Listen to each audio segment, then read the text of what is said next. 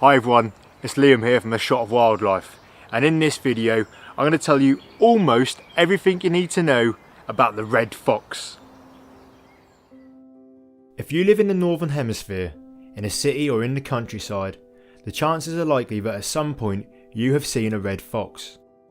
They're the most widely distributed carnivore mammal in the world and are found across the whole of Europe, some parts of Russia, North America, Japan, India, Northern Africa and Australia. Alongside this geographical range, red foxes are also found in a lot of different habitats. They are just at home in industrial city centres as they are among deciduous woodlands or along the coast. The reason for this is their notorious cunning and tenacity when it comes to finding food. They're renowned for their persistent attempts to break into chicken coops and are very capable hunters of birds, small mammals, insects and even amphibians. However, they are flexible in their diet and will also eat berries, fruits and scraps from people. Red foxes are around the same size as a small dog, around 50 centimeters tall at the shoulder and growing to a maximum weight of 14 kilos. That's 20 inches and 31 pounds in old money. They have ginger fur over their faces, backs and sides, down their legs and over most of their tail. They have a lighter white or cream underside and can have darker feet and tips of their tails. Red foxes have large ears with exceptional hearing, and their long thin snout gives them a very keen sense of smell.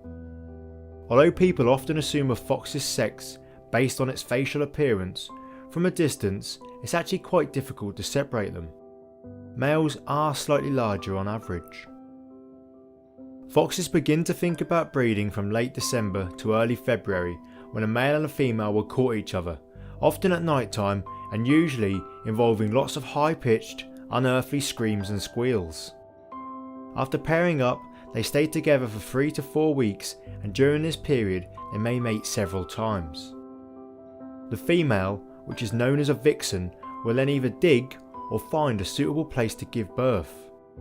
This place is known as a den or an earth, and after approximately 53 days she'll give birth to between 3 and 5 cubs.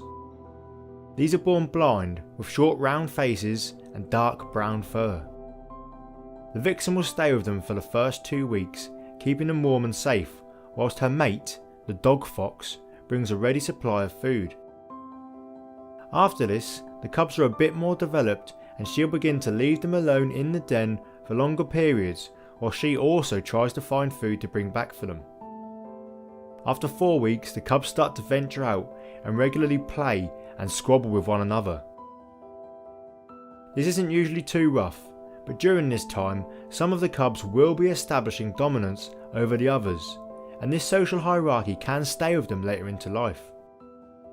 Over the course of the summer and early autumn, the family groups stay together, but towards the winter, around October or November, some of the now well-grown cubs will move away from their parents' territory and begin to look for their own. It's during this time that they are most vulnerable to collisions with cars.